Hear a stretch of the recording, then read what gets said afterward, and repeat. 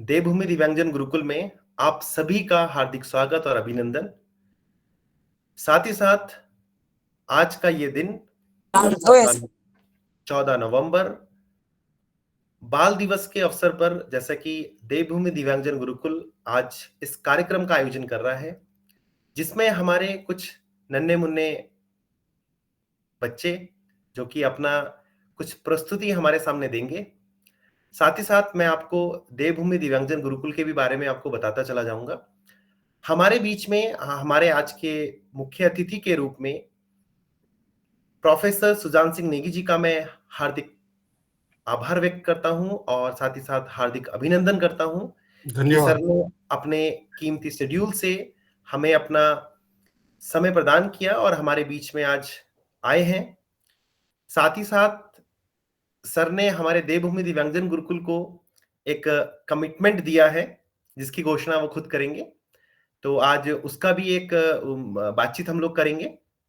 साथ ही साथ हमारी जो दूसरी फैकल्टी जो मेघना मैम है, जो हमारे यहाँ अपना जो personality development and English speaking का क्लासेस प्रोवाइड करती हैं, तो आज उनका भी एक परफॉर्मेंस है। साथ ही साथ 4 बच्चों का भी परफॉर्मेंस है। तो इस पूरे प्रोग्राम के अंतर्गत हम बने रहेंगे और आपको कुछ ना कुछ बताने का प्रयास करेंगे। तो जैसे कि हर एक कार्यक्रम किसी न किसी जब उसकी शुरुआत करते हैं, तो सबसे पहले हम एक वंदना से प्रारंभ करेंगे। तो जिसके लिए मैं बुलाना चाहूंगा हमारे देवभूमि दिव्यांगजन गुरुकुल की एक होनहार छात्रा, जो कि छत्तीसगढ़ से हमारे साथ जुड़ी हैं और बहुत छोटी उम्र की 9 वर्ष की हैं ये, और तीसरी कक्षा में पढ़ती हैं, जिनका नाम है जैष्णवी। और हमारे बीच में आज वो अपनी एक वंदना लेकर, जिसमें वो गाएंगी भी और साथ में कीबोर्ड को प्ले भी करेंगी। तो चलिए सुनते हैं जैष्णवी को। इंट्रोडक्शन। मैं जैष्णवी चक्रवर्ती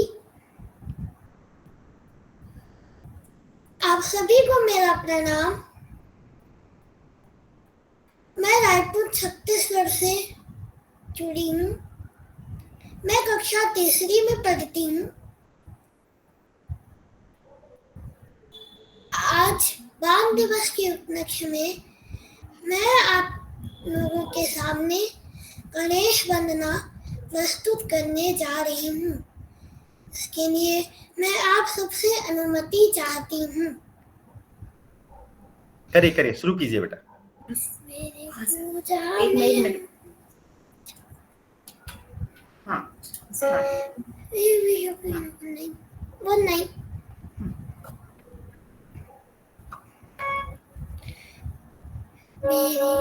मेरी पूजा में हो रही तेरे गजानन आ जाओ। मेरी पूजा में हो रही तेरे गजानन आ जाओ। आ जाओ रे आ जाओ, आ जाओ रे आ जाओ। मेरी पूजा में हो रही तेरे गजानन आ जाओ। मेरी पूजा में हो रही तेरे गजानन आ जाओ। ब्रह्मा भी आ गए, विष्णु भी आ गए। ब्रह्मा भी आ गए, विष्णु भी आ गए। लक्ष्मी ने गदा दी दे, गजानन आ जाओ।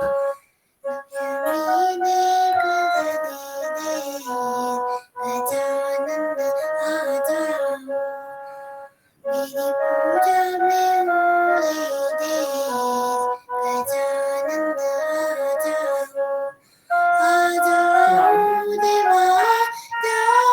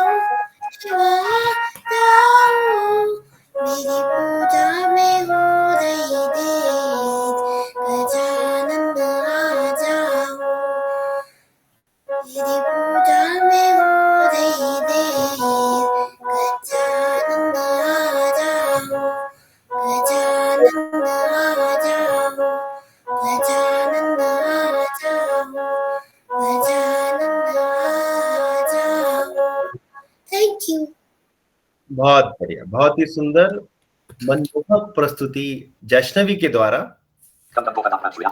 अब हमारे बीच में हमारे ही देवभूमि दिव्यांगजन गुरुकुल की एक और छात्रा जो कि हमारे जम्मू से जुड़ी हुई हैं, जिनका नाम है अनन्या, और ये आज बताने जाएंगी 14 नवंबर का महत्व।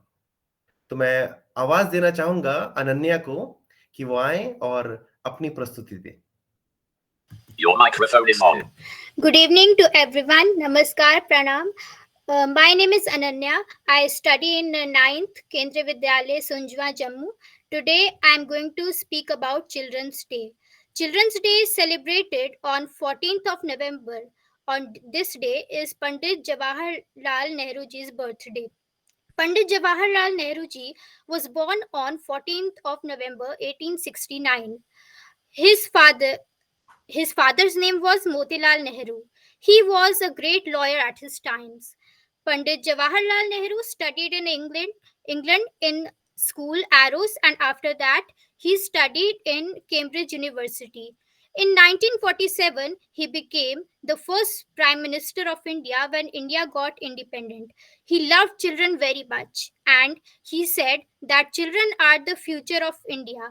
Children lovingly called him Chacha Nehru. He ensured that children should get good education. He always put a red rose on his coat.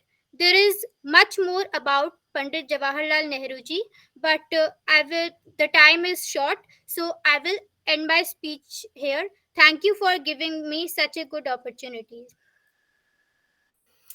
Okay, thank you so much Ananya, beautiful speech के लिए।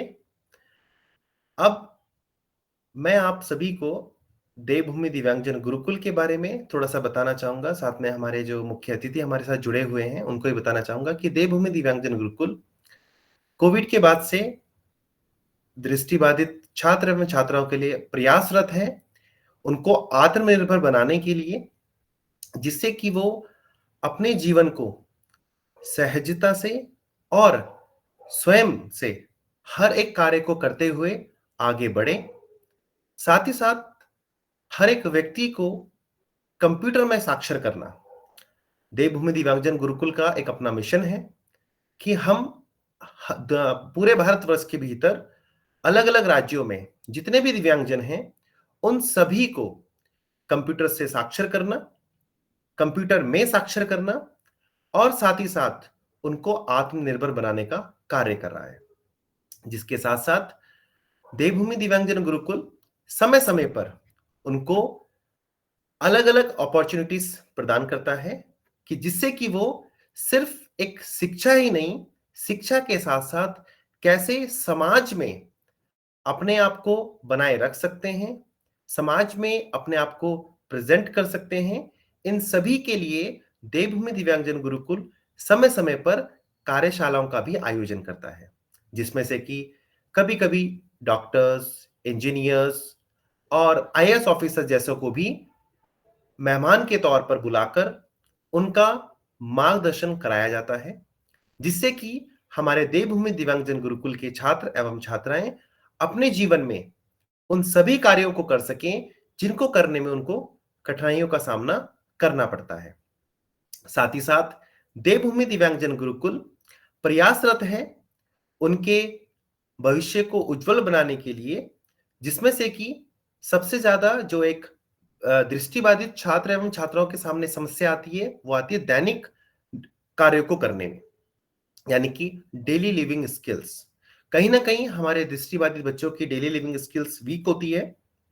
उनको कैसे हम अच्छा बना सकते हैं, कैसे अच्छा कर सकते हैं, इसके लिए भी प्रयासरत है कि हमारा देवभूमि दिव्यांगजन गुरुकुल कुछ ऐसा प्रयास करे, कुछ ऐसी व्यवस्थाएं उनके लिए लेके आए, जिसके लिए आने वाले समय पे देवभूमि दिव्यांगजन गुरुकुल का प्रयास है कि वो एक ऐसा सेंटर आप सभी के समक्ष लेकर आने जाने वाला है कि जिससे कि कुछ ऐसे दिव्यांगजनों को जो कि दृष्टिबाधित होंगे उनको एक ही छत के नीचे कंप्यूटर का एजुकेशन प्लस साथ ही साथ में डेली लिविंग स्किल्स और साथ ही साथ में एक हॉस्टल जैसी सुविधाओं का भी अपनी जो सुविधा है वो भी प्रदान कर सके।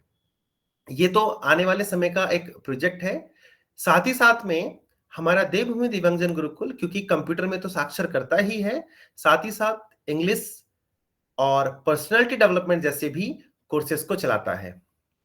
अभी अगले महीने से प्रयास में है कि हम देवभूमि दिव्यांगजन गुरुकुल के उन छात्रों को जो कि अपनी किसी न किसी कॉम्पिटिटिव एग्जाम्स की जो तैयारी कर रहे हैं, जिसमें उनके पास होता है एक सेक्शन जर्नल अवेयरनेस का, उसके लिए भी एक ऑनलाइन के माध्यम से एक कोर्स को लेके आ रहा है, जो कि हमारे दृष्टिबाधित बच्चों के लिए ही होगा, लेकिन उनका समय अलग होगा। सोमवार से शुक्रवार ही उनके लिए ये क्लासेस चलाई जाएंगी और इसकी घोषणा हम जल्दी ही कर देंगे और इसके फॉर्म भी बहुत जल्द आपको देखने को मिलेंगे।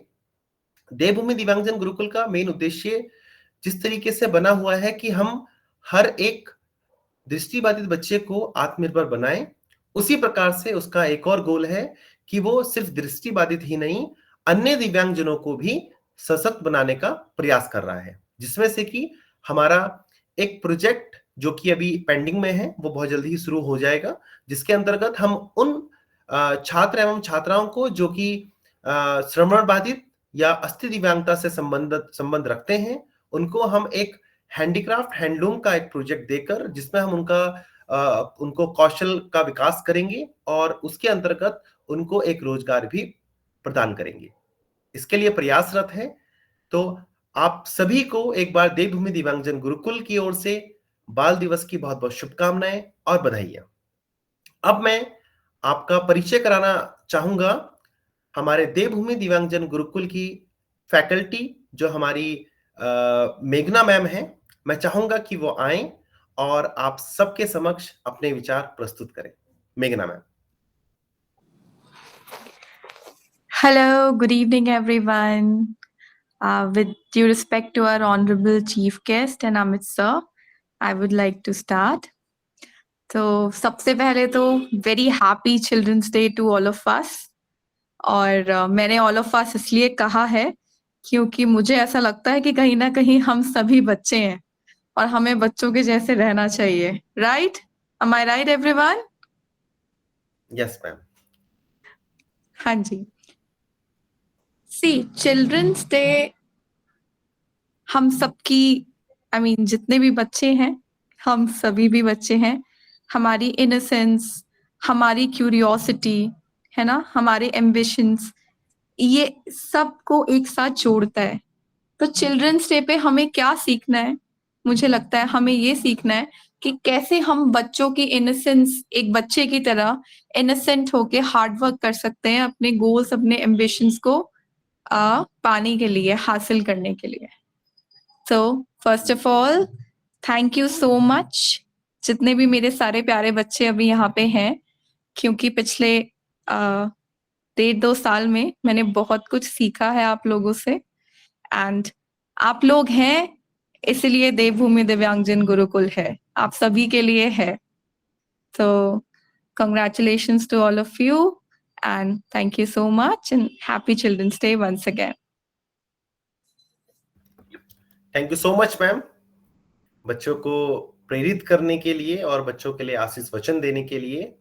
तो चलिए, अभी हमारे बीच में एक परफॉर्मेंस और है, तो मैं बुलाना चाहूंगा हमारी एक होनहार छात्रा को, जो कि बहुत छोटी उम्र की, लगभग 6 साल की उम्र की हमारे बीच में हमारी एक बहुत ही प्यारी सी गुड़िया है, और वो भी जम्मू से ही बिलोंग करती हैं और हमारे बीच में आप सभी के लिए एक भजन लेकर प्रस्तुत हो रही हैं। तो मैं बुलाना चाहूंगा मायरा को। नमस्कार, मेरा नाम मायरा है। मैं 2री कक्षा की छात्र हूँ। मैं गुरुकुल से कंप्यूटर सीखती हूँ। मैं 6 साल की हूँ। आज मैं बाल दिवस के उपलक्ष्य में एक भजन प्रस्तुत करने जा रही हूँ, जिसका नाम है मन में बसाकर। मन में बसाकर तेरी मूर्ति, उतारूं मैं गिरधर तेरी आरती। राधे कृष्ण राधे कृष्ण राधे कृष्ण बोल। राधे कृष्ण राधे कृष्ण राधे कृष्ण बोल। करो न करो कष्ट हरो ज्ञान दो भगवन, भव में फंसी नाव मेरी तार दो भगवन। करो न करो कष्ट हरो ज्ञान दो भगवन, भव में फंसी नाव मेरी तार दो भगवन। दर्द की दवा तुम्हारे पास है, दर्द की दवा तुम्हारे पास है। जिंदगी दया की है भीख मांगती, मांग तुझसे क्या मैं यही सोचूं भगवन।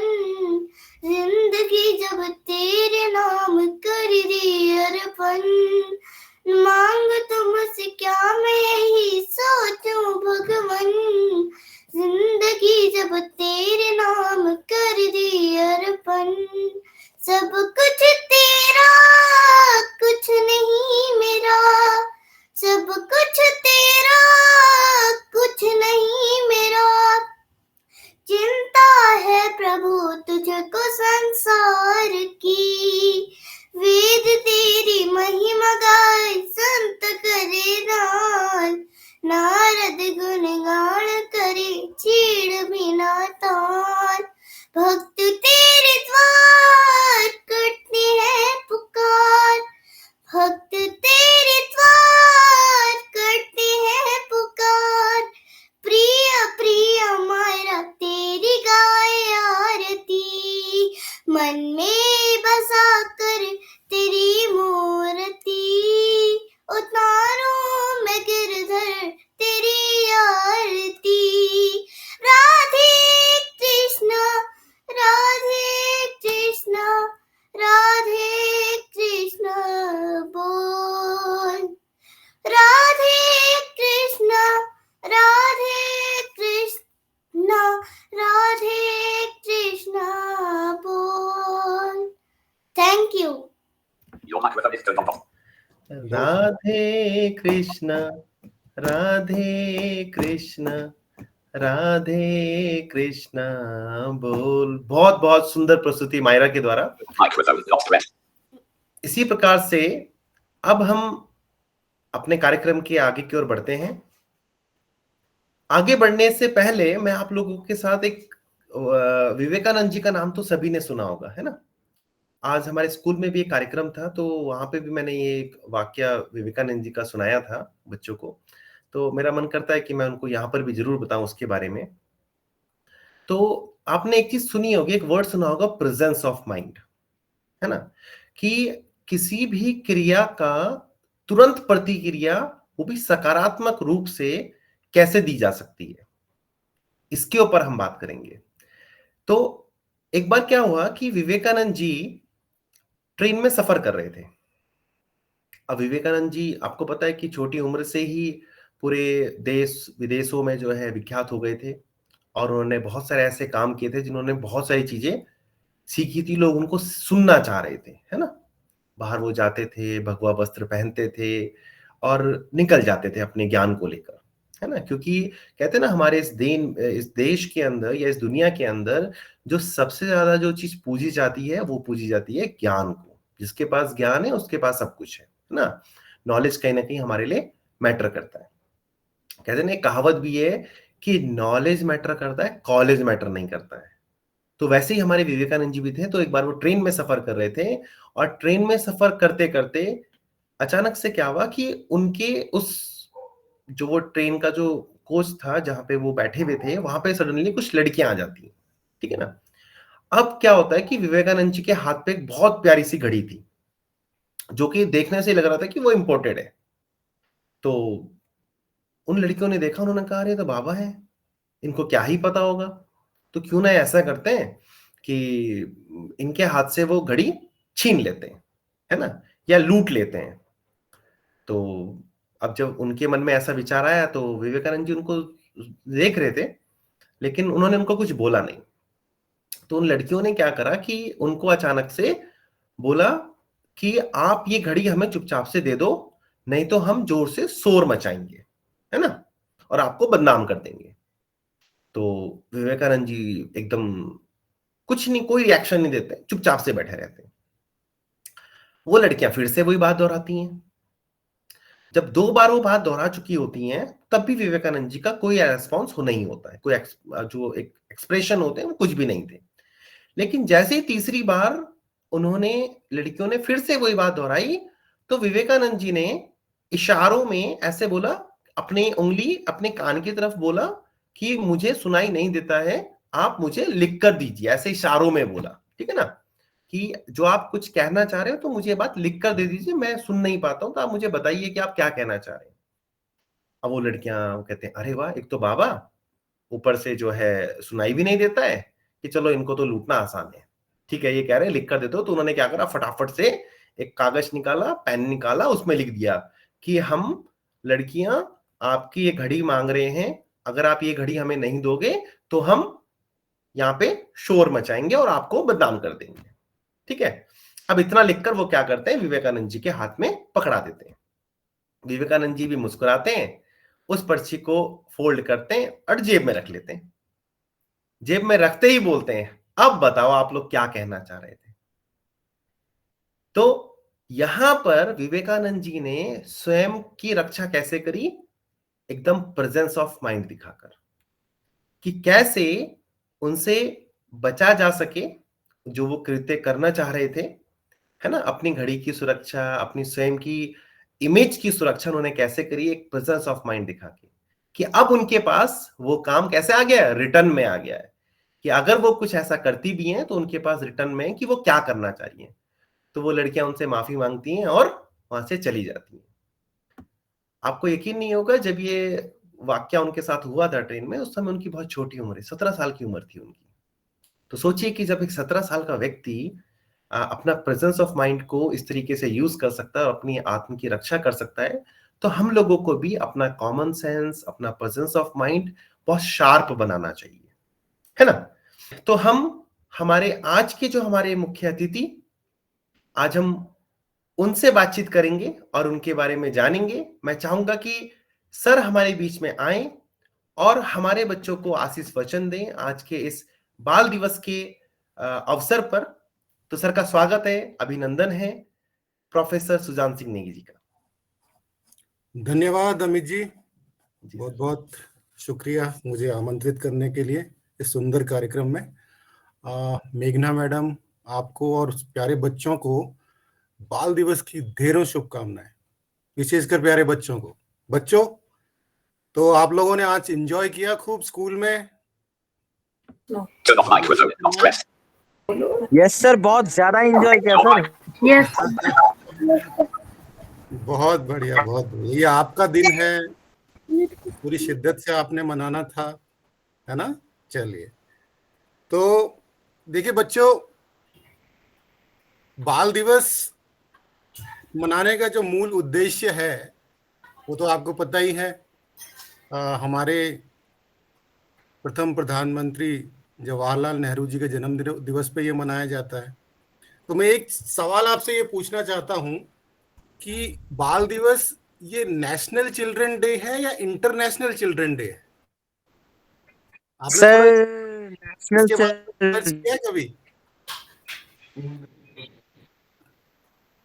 इसे अंतरराष्ट्रीय स्तर पे मनाते हैं या केवल हम भारत में मनाते हैं? सर नेशनल लेवल पे, only in India I think. You are not confirm, Fahim? Yes sir, I am not confirm. Okay, सही फहीम, आप बिल्कुल सही कह रहे हैं। ये हम राष्ट्रीय स्तर पे ही, नेशनल स्तर पे मनाते हैं, इंटरनेशनल स्तर पर नहीं। लेकिन क्या आपको पता है इंटरनेशनल स्तर पर आज ही के दिन को हम किस अन्य रूप में मनाते हैं? 14 नवंबर को एक और दिवस है।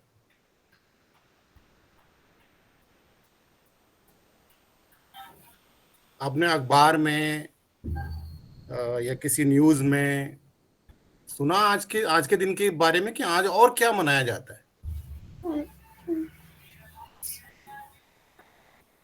कोई बात नहीं, मैं बताता हूँ। आज वर्ल्ड डायबिटीज डे है, जो अंतर्राष्ट्रीय स्तर पे मनाया जाता है। विश्व मधुमेह दिवस है ना। मधुमेह जानते हैं आप? डायबिटीज आजकल तो it's a very common disease, हर घर में एक आध बंदा तो होता ही है।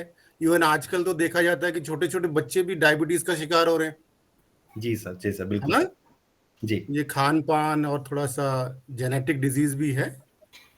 चलिए, तो मेरा मेन मकसद जो आपको कहने का है, जैसे कि सर ने भी कहा, अमित सर ने, कि प्रेजेंस ऑफ माइंड रखना है। प्रेजेंस ऑफ माइंड के साथ साथ हमें अवेयरनेस भी रखनी है।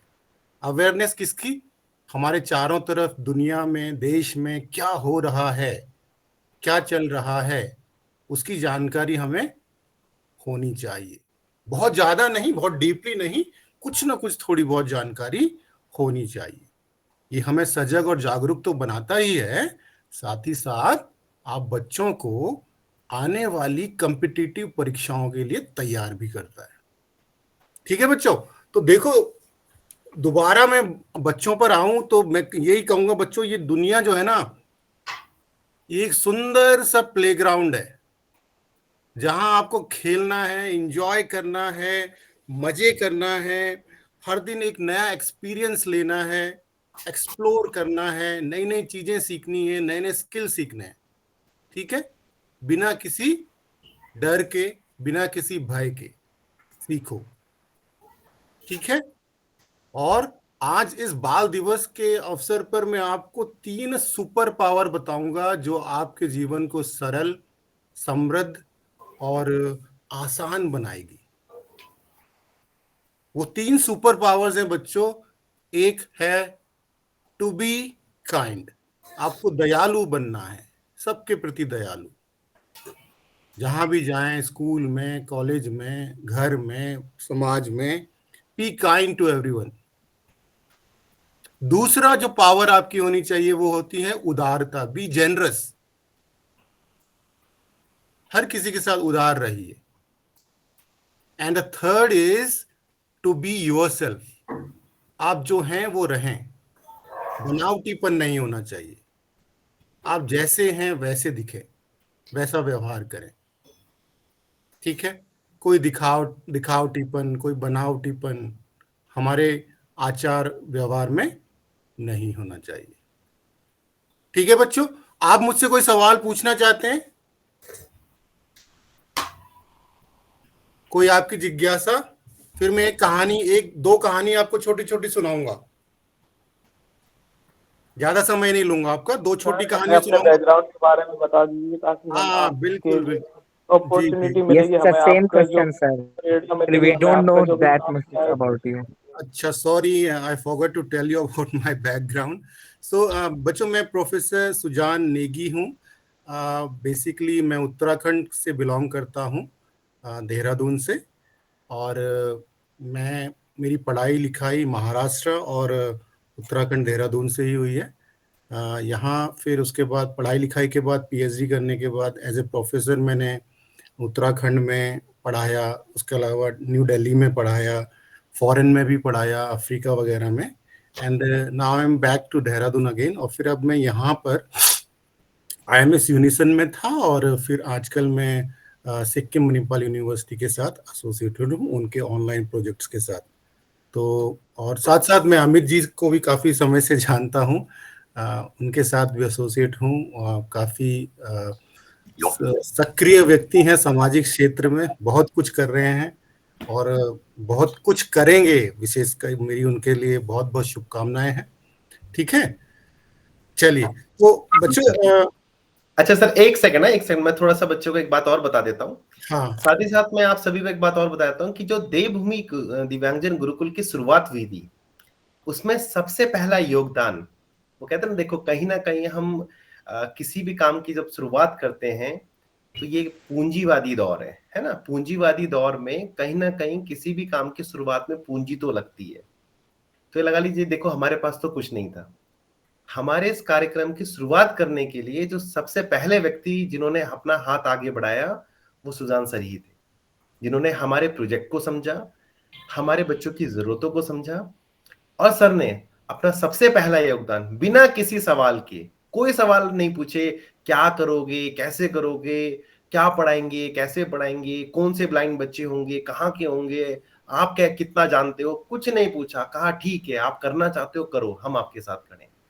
तो ऐसे व्यक्ति, जब ऐसे सामाजिक व्यक्ति हमारे साथ जुड़ते हैं, तो आज पता भी नहीं चला कि कब ये तीसरा बैच चल रहा है।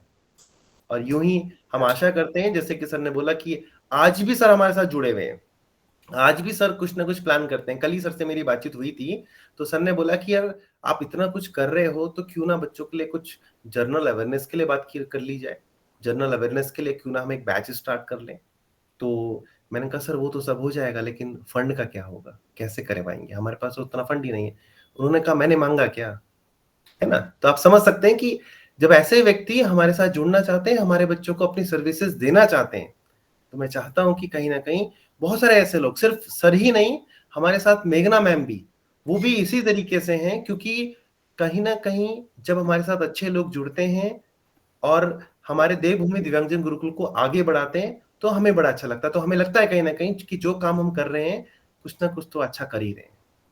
इसीलिए हम जब अच्छा कर रहे हैं तो अच्छे लोग जुड़ भी रहे हैं, और साथ ही साथ अच्छे बच्चे भी जुड़ रहे हैं।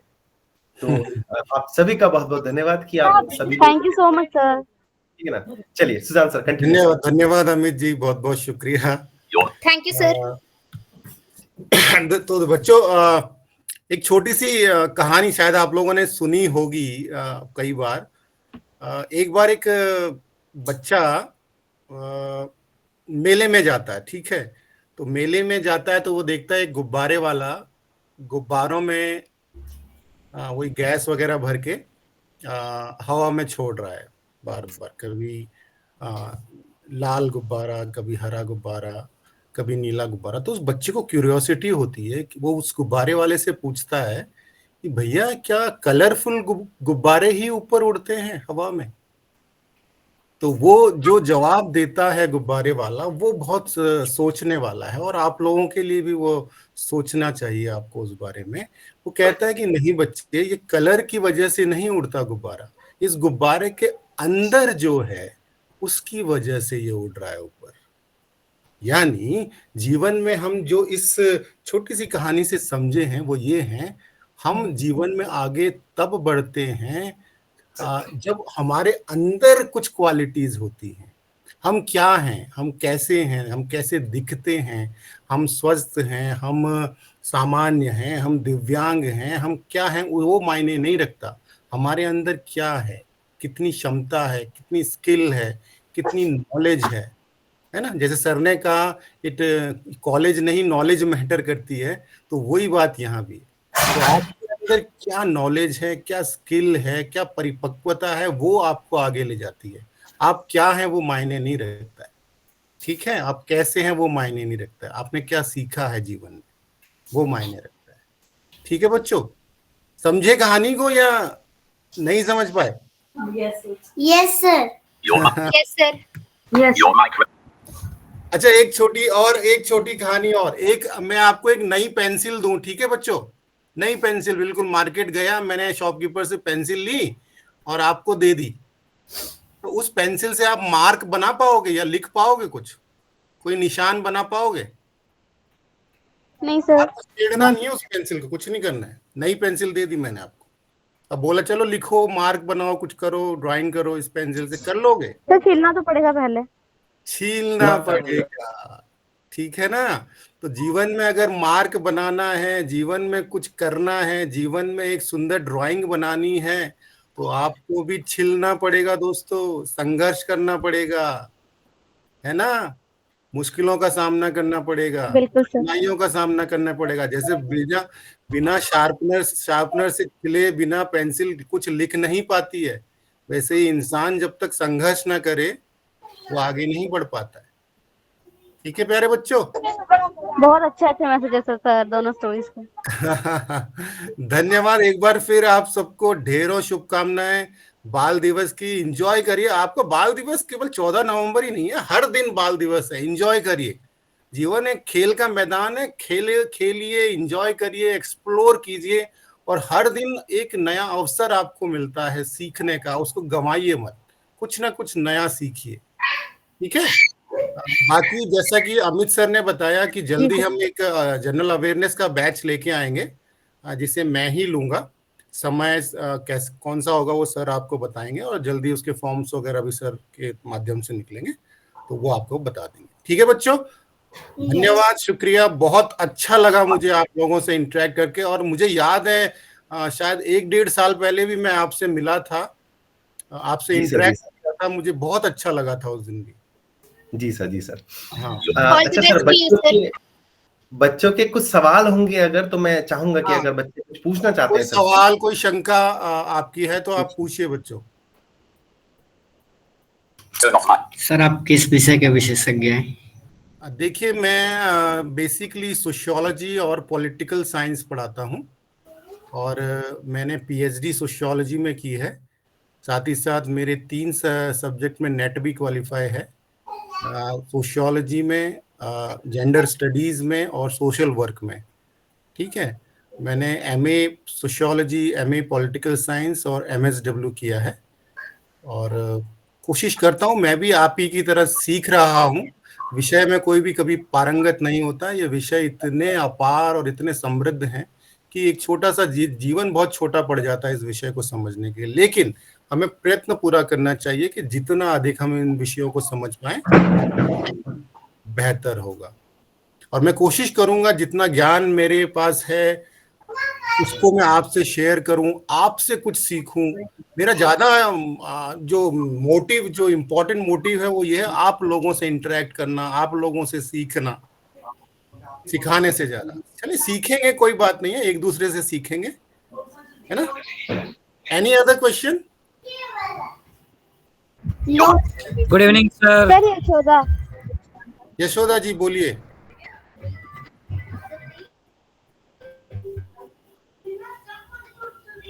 यशोदा जी सर बोल दी वो हो गए। अच्छा, कोई बात नहीं, ठीक है। चलिए अमित जी, धन्यवाद, शुक्रिया, बहुत बहुत धन्यवाद। ये खिल्ली कुछ पूछना चाह रहा है सर शायद से ना। हाँ, कोई बात नहीं। Good evening sir. हाँ खिल्ली जी बोलिए। सर जैसे कि आपने बताया कि आप एक सोशियोलॉजी के प्रोफेसर रहे हैं, और आपने फॉरेन में भी मतलब बच्चों को पढ़ाया है, तो आपको यहाँ पे जो एनवायरनमेंट है सर स्टडी का या बच्चों की लाइफ का, और जो फॉरेन कंट्रीज जैसे आपने अफ्रीका में पढ़ाया है, तो उन दोनों में से डिफरेंस क्या लगा कि क्या हमें उनसे अपने जीवन में सीखना चाहिए या क्या उन्हें हमसे सीखना चाहिए? ये प्रश्न बहुत बार पूछा गया है मेरे से, कई बार, इवन कई इंटरव्यूज में भी मेरे से पूछा, तो मेरे को आज अपने इंटरव्यू की याद आ गई है, जैसा लग रहा है आप मेरा इंटरव्यू ले रहे हो। बहुत बढ़िया खिल्ली जी। देखिए डिफरेंस बहुत ज्यादा है, बहुत ज्यादा, मैं कहूँगा जमीन आसमान का डिफरेंस है इंडियन एजुकेशन सिस्टम में और फॉरेन के एजुकेशन सिस्टम में। देखिए हम लोग मानते हैं कि अफ्रीका बहुत पिछड़ा देश है, ऐसा है नहीं दोस्तों। वहाँ के जितने भी कॉलेजेस हैं, जितनी भी यूनिवर्सिटियाँ हैं, सब यूएन से फंडेड होती हैं, उनको फंड मिलता है यूएसए से, वर्ल्ड बैंक से, यूरोपियन कंट्री से। तो जो फंड देता है वो अपना करिकुलम, अपना पैटर्न वहाँ चलाता है। तो बेसिकली वो यहाँ की जो यूनिवर्सिटीज़ हैं उनमें पैटर्न यूरोपियन या यूएसए का ही चलता है, या जो यूएन अप्रूव्ड होता है ना। तो वहाँ का जो टीचिंग स्किल है या कह लीजिए पेडागॉगी है, वो ये है लर्न बाय डूइंग, करके सीखना। वहाँ हम लोग एक्टिविटी पे बहुत ज़्यादा फोकस करते थे, प्रोजेक्ट पे बहुत ज़्यादा फोकस करते थे। जैसे एक दिन केवल 2 ही क्लास होती थी, जैसे 6 घंटे का कॉलेज हुआ तो 3 घंटे की एक क्लास होगी, 3 घंटे की एक क्लास होगी।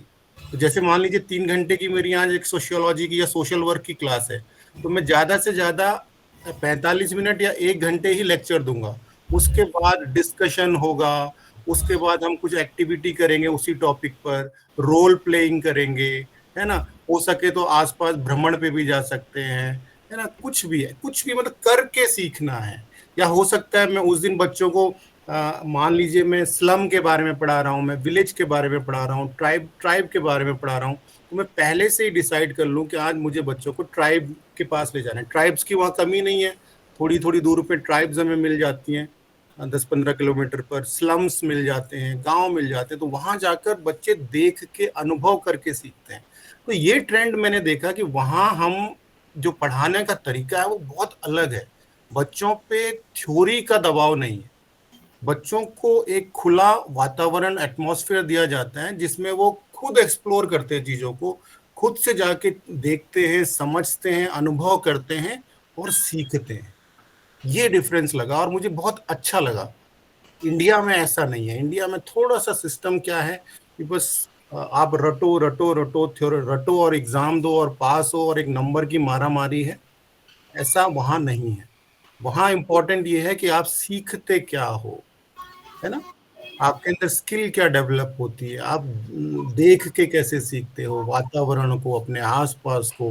यानी वही बात आ जाती है, आपके अंदर अवेयरनेस कितनी है ना, आप एकदम से कैसे रिएक्ट करते हो या रिस्पॉन्ड करते हो, वो सारी चीजें इन अनुभव से, एम्पिरिकल स्टडी से हम लोग सीखते हैं।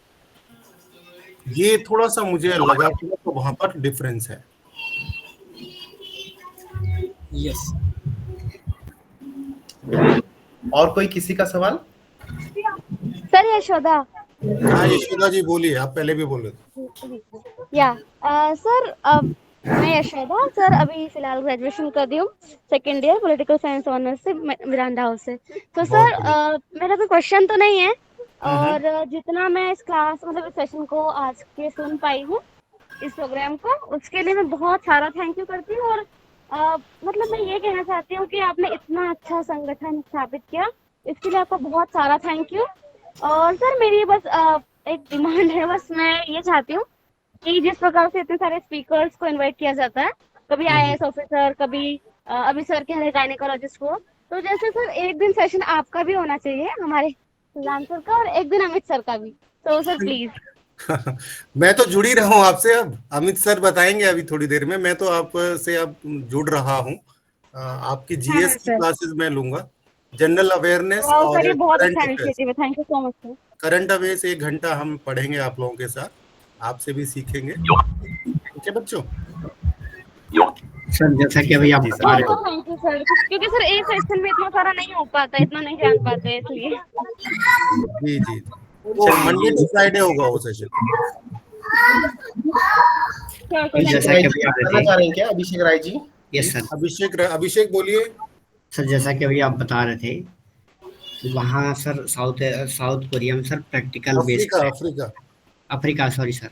तो सर भारत में सर कानूनी तौर पे और सामाजिक तौर पे अगर इस व्यवस्था को लागू की जाए सर, तो इसमें कितनी चुनौतियां हो सकती है सर, और ये कितना हद तक सक्सेस होगा सर? देखिए चुनौतियां तो हैं। देखिए चुनौतियां, सबसे बड़ी चुनौती है हमारी आबादी। वहाँ की कक्षाओं में, एक कक्षा में 10 से 15 बच्चे होते हैं, हमारी कक्षाओं में 40 से 50 बच्चे होते हैं। तो मैनेज करने की थोड़ा आबादी एक बहुत बड़ी चुनौती यहाँ पर आ जाती है।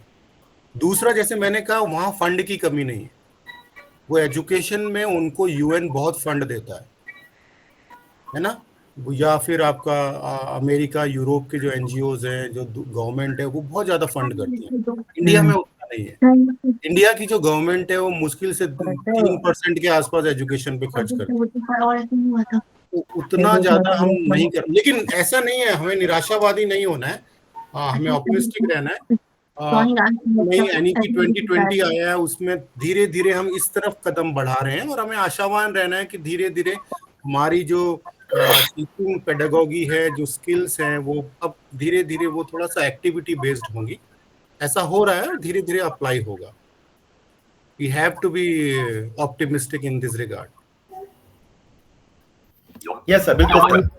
बहुत कुछ टीचर पर भी डिपेंड करता है कि वो कैसे क्लास को मैनेज करता है, वो थ्योरी पे ज्यादा फोकस करता है या एक्टिविटी पे या फिर स्किल पे, किस पे फोकस करता है, वो टीचर पे भी डिपेंड करता है कई बार। सर अगर इसमें और भी अलग सुधार लाने की कोशिश की जाए सर, तो छात्रों के पहल से कुछ हो सकता है सर? आपका सवाल मुझे थोड़ा सुनाई नहीं दिया, बीच में थोड़ा डिस्टरबेंस आ गया था। अखिलेश बोल रहे हैं या खिल्ली बोल रहे हैं? अभिषेक बोल रहे हैं? अभिषेक राय बोल रहे हैं। अच्छा, बोलिए दोबारा बोलिए। सर अगर इस व्यवस्था को छात्रों के पहल से अगर लाना हो सर, तो क्या सर इसमें सर कितनी कठिनाई और आसान हो सकती है सर, और इसका परिणाम क्या हो सकता है सर? छात्रों की तरफ से अगर इसको बिल्कुल देखो सहयोग, देखो कोई भी काम उस व्यवस्था को हम भारत में लाते हैं तो शिक्षक अकेला तो ला नहीं सकता। रिमी का जब तक छात्र अपना सहयोग नहीं देंगे तो ये पूरी प्रक्रिया हो ही नहीं पाएगी। मान लीजिए उसी प्रक्रिया को मैं इंडिया में लागू करना चाहता हूँ, लेकिन यहाँ के बच्चे मेरे साथ कोऑपरेट ही नहीं करते हैं, बोलते नहीं नहीं हमें बस पढ़ाओ, नोट्स दो, खत्म, हमें कोई एक्टिविटी नहीं करनी है, हमें कुछ नहीं करना है। तो फिर कैसे सफल होगा? तो सहयोग, बिना सहयोग के तो होगा ही नहीं। देखो ताली एक हाथ से नहीं बजती ना, आपको भी उतना ही सहयोग करना पड़ेगा, आपको भी एक्टिविटीज में पार्टिसिपेट करना पड़ेगा, आपको भी फील्ड ट्रिप्स के लिए जाना पड़ेगा, भ्रमण के लिए जाना पड़ेगा, सीखने के लिए तैयार होना पड़ेगा, फील्ड नोट्स लेने पड़ेंगे, है ना, प्रेजेंटेशंस देनी पड़ेंगी, रोल प्ले करने पड़ेंगे, नुक्कड़ नाटक करने पड़ेंगे, कई चीजें। क्या आप उसके लिए तैयार हैं? क्या हमारे छात्र उसके लिए तैयार हैं? मेहनत लगती है उसमें, तैयारी लगती है। जैसे आज का ये कार्यक्रम है तो इस कार्यक्रम की भी कई दिनों से तैयारी हो रही होगी, ऐसा नहीं है कि आधे घंटे में हो गया होगा ये कार्यक्रम, है ना। अमित सर ने कोऑर्डिनेट किया होगा आप लोगों से और तैयारी करवाई होगी सबको, जो भी है बातचीत तो की होगी कि ये करना है, ऐसे ऐसे करना है। तो बिना सहयोग के, आपने सहयोग किया, अमित सर ने सहयोग किया, तब जाके ये कार्यक्रम सफल हुआ है और बहुत अच्छा हुआ है। बच्चों ने बहुत सुंदर प्रस्तुतियां दी हैं, बहुत आनंद आया।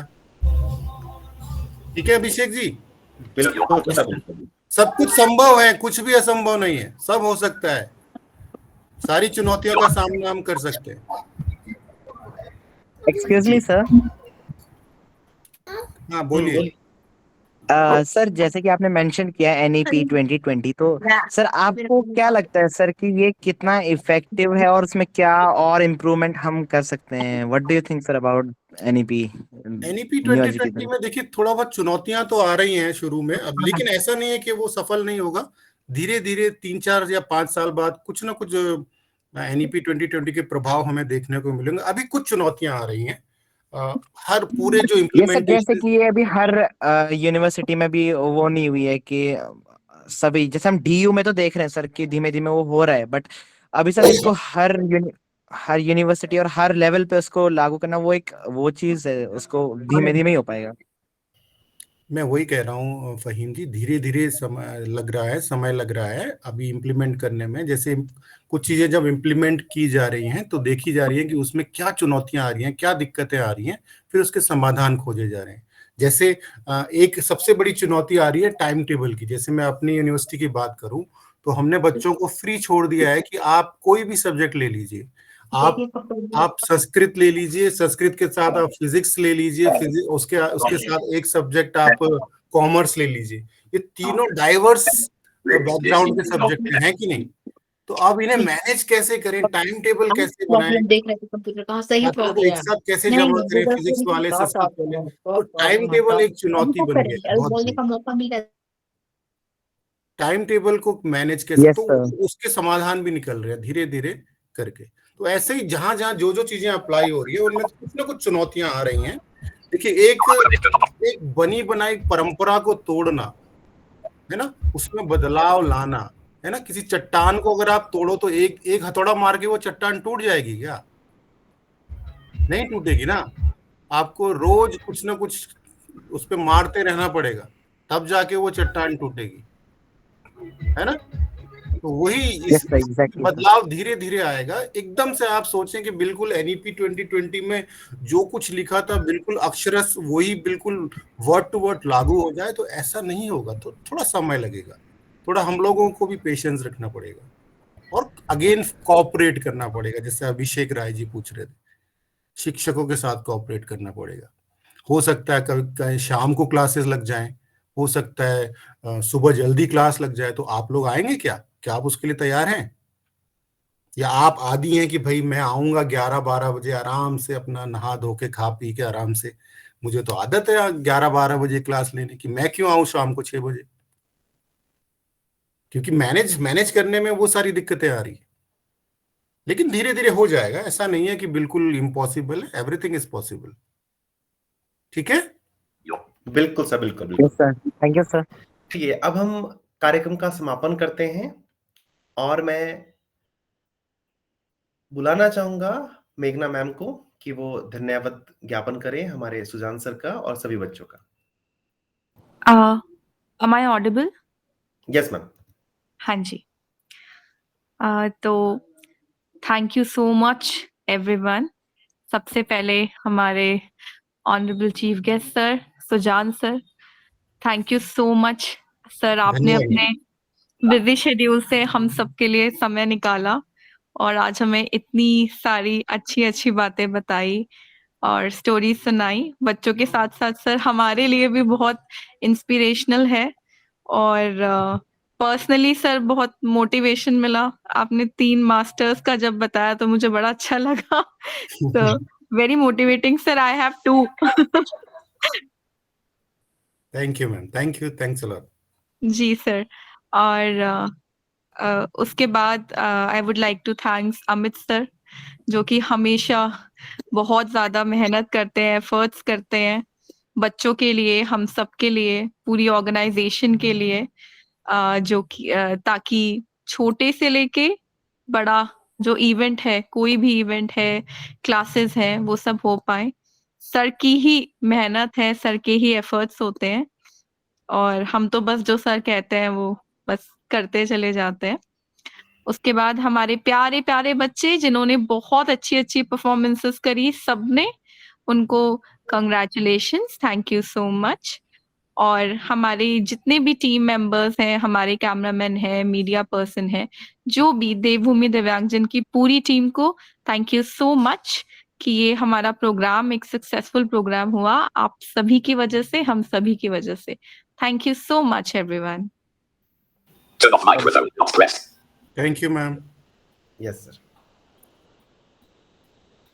चलिए, थैंक यू सो मच। अब आप सभी लोग लीव कर सकते हैं। एक बार फिर से आप सभी को चिल्ड्रंस डे की, बाल दिवस की बहुत बहुत शुभकामनाएं बताइए। Thank you thank you sir.